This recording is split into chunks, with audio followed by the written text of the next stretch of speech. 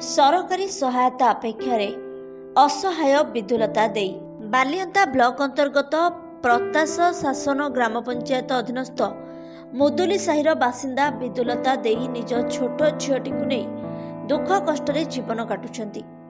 तांको परिवार कहले से आउ तांको झियो जीवन बंचाइबा पई पाख पड़िशांक ठारू मागी करी आनी चलुछंती।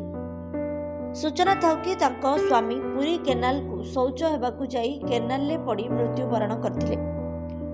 से थिले परिवार रो एकमात्र रोजगारक्षम व्यक्ति। तांको वियोग परे परिवार बेसहारा होई पड़िछि। सरकारी सहायता मिले से भलरे रही पारंते, तेबे देखिबाकू बाकी रहिला प्रशासन केबे एही घटना को निज आखि दृष्टि को नहीं सहायतार हाथ बढ़ाउछंती।